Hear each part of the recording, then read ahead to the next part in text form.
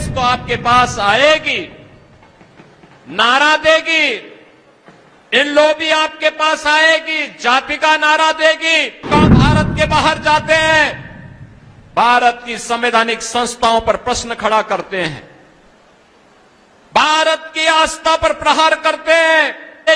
कांग्रेस और इन लोगों से पूछना चाहता हूं, इन्होंने जब इन्हें सत्ता मिली थी तब क्या किया था, क्या से कैसे कैसे नजारे थे इनके समय में, लूट धड़ल ऐसे होती थी, यहां तक कि हिंदू मंदिरों से भी ये लोग पैसा ले लेते थे।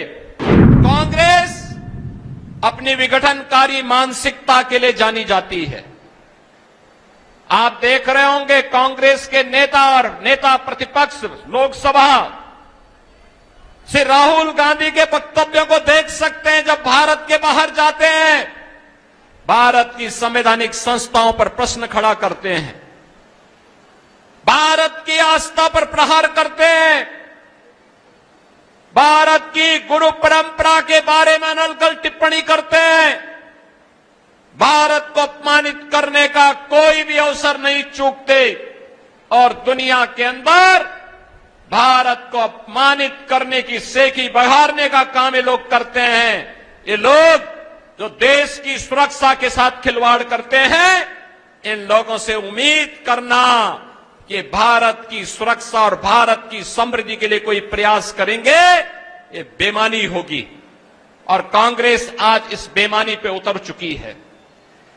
मैं आपसे ये कहने के लिए आया हूं, इन्होंने आजादी के बाद 75 वर्षों में लगातार अपने राजनीतिक स्वार्थों के लिए समाज को आपस में लड़ाने का काम किया, जातीय सेनाएं खड़ी की। ये जातिवाद, ये मत और मजहब की राजनीति, ये विकास की सबसे बड़ी बाधा है। बहनों और भाइयों, अगर हमें विकास करना है, अपने वर्तमान को अच्छा बनाना है, अपने भविष्य को सुखद और उज्जवल बनाना है, तो हमें इन बैरियर्स को पार करना पड़ेगा जो जातिवाद के नाम पर है, मत और संप्रदाय के नाम पर है, जो किसी अन्य कारणों से है।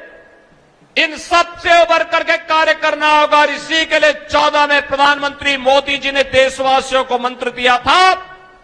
उन्होंने कहा था, मेरी सरकार जाति, मत और मजहब से ऊपर उठ करके कार्य करेगी। मेरी सरकार का मंत्र होगा जिसमें समान रूप से एक सर्वसमावेशी विकास का कार्य होगा।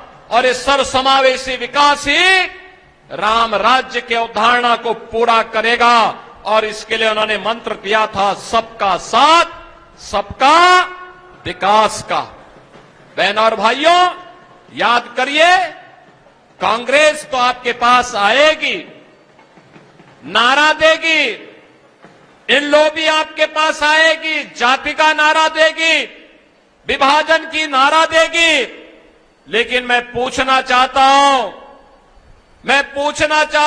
कांग्रेस और इन लोगों से पूछना चाहता हूं, इन्होंने जब इन्हें सत्ता मिली थी तब क्या किया था, क्या से कैसे कैसे नजारे थे इनके समय में, लूट धड़ल ऐसे होती थी, यहां तक कि हिंदू मंदिरों से भी ये लोग पैसा ले लेते थे।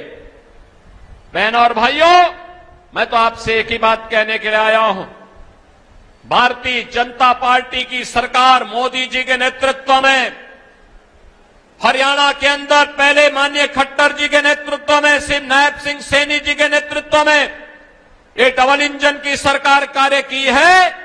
आज उसके परिणाम दिखाई दे रहे हैं।